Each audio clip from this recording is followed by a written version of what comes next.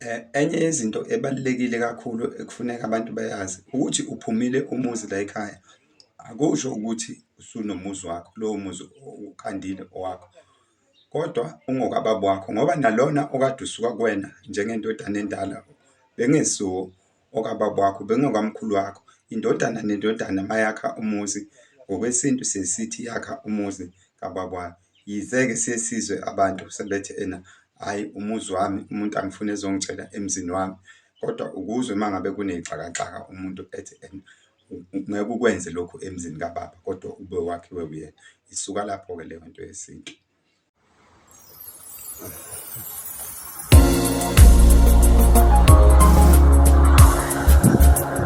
Ngikubingelele mbukeli laphana emakhaya, sinibingelele nonke babukeli, singakhohlwa ukubingelela nalaba abasilalele, laba abane-disability, sengisho ukubuka phela, kodwa siyazi ukuthi bayasilalela. Singakhohlwa ukuncoma futhi sibonge i-support yenu, ningakhohlwa ukusubscribe. Igama le-channel iKamavi with Prince Bheka Umndenikazi. Please take note, awukho-ke umthetho esintwini okuphoqayo ukuthi wena ngoba umncane awuvumelekile ukuphuma umuzi wakho. Ngesikhathi futhi esiphila kuso, umuntu nomuntu uma enawo amandla uvumelekile ukwenza lokhu akuthandayo. Ungawuphuma umuzi wakho ngoba awazi ikusasa likuphatheleni. Ngenzeka ngelinye ilanga nomakoti wakho uthole engasazwani nabathize la ekhaya, esefuna ukuphuma ngaphandle, wena wayeka ukwakha umuzi ngoba uthi ena nakho umncane, omncane akaphume ekhaya. Cha, uvumelekile ukwakha nakhona lapho usaningi umuzi kababa, usanweba umuzi kababa wakho. Njengoba ngangishilo-ke, namuhla ngifuna ukuchaza ngodaba lomuntu ophumayo ekhaya phakathi komdala nomncane, sengisho inkosana nothumbu.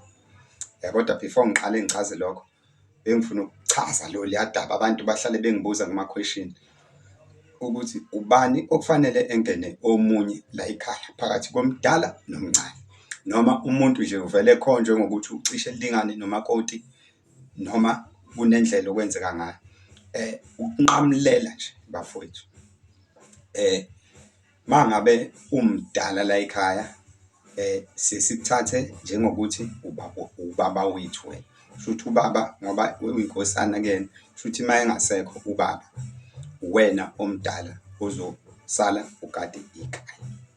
Shuthi-ke sesingakufanisa nobaba la ekhaya, yize umfowethu ngoba uzobe usibheke sonke. Engisholo ukuthi-ke akukwazi ukuthi ubaba la ekhaya-ke usengangena umakoti, ngoba phela sikufanisa nobaba nje, shuthi ubheka umuzi. Manje uzowubheka kanjani umuzi? Sizobhekana kanjani futhi nawe uma usuqala ungena umakoti womunye umfowenu? Engiqonde ukuthi akuvumelekile omdala engene umakoti womncane, nangebhadi nje ngisho ningakwenza ku-wrong.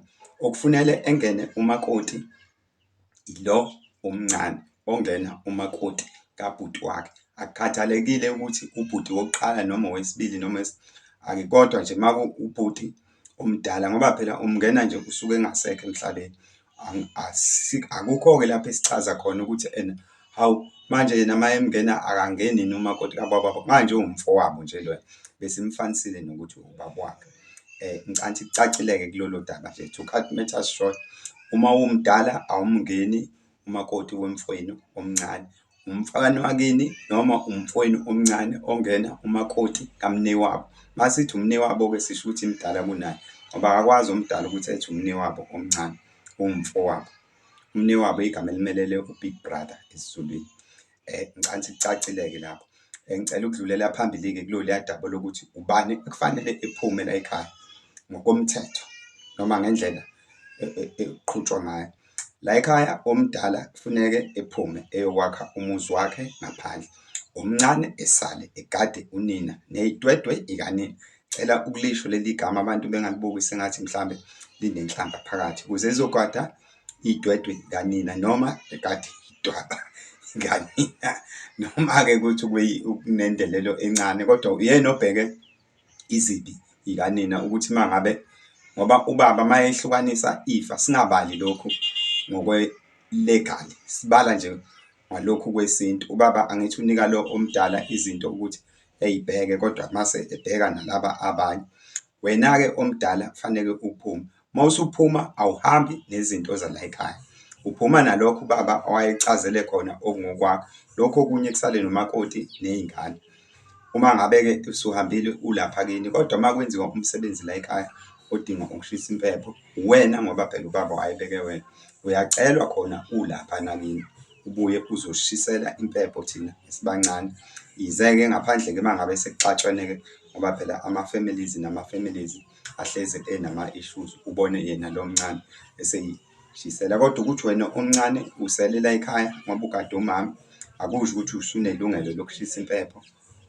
Onelungelo lokushisa impepho uye loyo omdala, ngaphandle-ke uma kakade kukhethe wena, ngoba vese phela abantu sebeyakwazi ukuy'khethela bekhethe noma ubani. Kanti iyacaca-ke indaba yokuthi ubani ekufuneka ephume la ekhaya, ngoba nomama uma ngabe sekufika isikhathi sokuthi uyadlula emhlabeni, izinto zakhe wena omdala awuhlangani naye, uthumbu obhekana nalezo zinto. Yize-ke abantu sebene-civilization, umuntu esekwazi ukuthi ey'balele phansi iwili yakhe. Bengichaza nje ngokwesintu, ngicela ukuma lapho. Abantu bayayibuza-ke ukuthi ena yini le esiyifake ekhanda. Akekho-ke babukeli ongazi ukuthi isikhathi sika-Christmas lesi esiphiwe esinye sesikole ey'nkulu laphana emhlaba, basiphe le nto. Asazi-ke yini igama layo, bathi asiyigqoke ekhanda, bencoma i-channel yethu, bethi bayayibukela, bethi bayayithanda, baphinde basipha nansi ne-present. Akekho ongazi ukuthi u-Christmas, angazi noma kuyabonakala yini. Ngicela ungayivezi phakathi. Singavumelananga-ke nabo ukuthi sibadalule ukuthi bawobani, besifisa ukubadalula. Siyabonga-ke mbukeli ukubuka kwakho.